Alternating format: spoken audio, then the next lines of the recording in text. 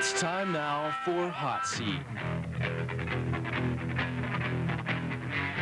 With your special host, Pat McGroin.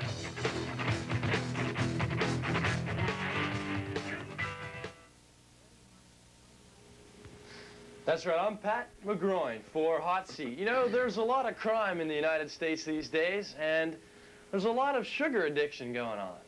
Well, our guest today covers both those areas, and to keep his identity hidden, you're going to see his shadow, and we're just going to call him Artie. So, Artie, how you doing? Fine. Well, I got a little bit of a bellyache, but beside that, everything is pretty fine.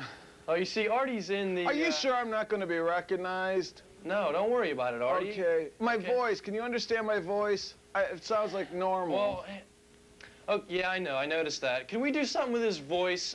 Is there some kind of machinery or something around here? You know what, Pat? What? I have in my bag over there, I got some stuff that I used to use before that I could use now. Okay. Can you bring me that bag? Why don't we check that out? Thank you, dear. Did someone check that bag? Yeah, it was checked. Oh, that was from a long time ago when I used to pull the height.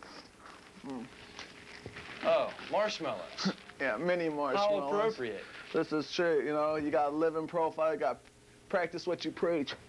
Yeah, that's true. So, Artie, could you tell us how you got into the food circuit? What made you decide to go food? I started in Mansfield. Uh-huh. In Mansfield, I was into sweets a lot, into fruits a lot. But I had to get out of that racket when I went to jail. Well, why did you go to jail, Artie? I tried mailing a watermelon with a food stamp. The Fed didn't like that too much. Artie, that takes a lot of brains. Well, anyway, so after you got out of jail, what made you go into sweets and candies? Prison food. Everything tasted like elbow. Elbow? Can you recognize my voice? No, I'm Artie. really concerned about this. Artie, it's okay, really. This is Hot Seat. It's a good show. We have you covered. Don't worry about it. You can trust me. I'm trusting you, Pat. I'm trusting you. Okay, so after you got into sweets, You can still understand my voice, can't you? no. I'm going to try one on this one. Okay. What are those? Whoppers. My favorite. Pardon? See, I could very easily get into this, but we won't talk about that right now. So how did you get big in the United States with candies? Oh, bless you, Artie. Thank you. Well, God, somebody clean that up. I got started in the sweet business, like I said, when I got out of jail. Right. And I thought it would be the good thing to do. Everybody needs tooth decay. Well, is it true that you're smuggling sweets across the border to rot the teeth of others in this world? Yes, I do. Do you know how hard that is?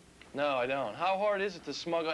That was my next question. How do you smuggle these sweets across the border, like into Mexico? The best way to smuggle sweets across the border is using Twinkies. Twinkies, how so?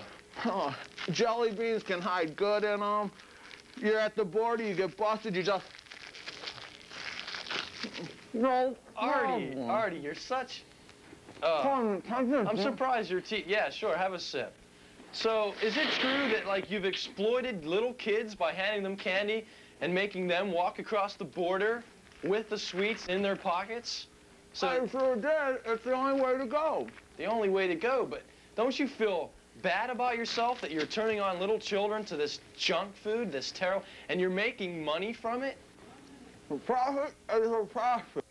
Pat, excuse me, Pat. Yes, director, is that you? What's going on? Pat, it seems we have a slight problem here. You've been sitting in the wrong seat, and I'm afraid Artie's been exposed. Artie, no, don't worry. No, there has to be a mix-up. There really has to be a mix-up. Don't worry about it, Artie. It's okay, Artie. Oh, no, Artie, it's all right, Artie, no. Oh.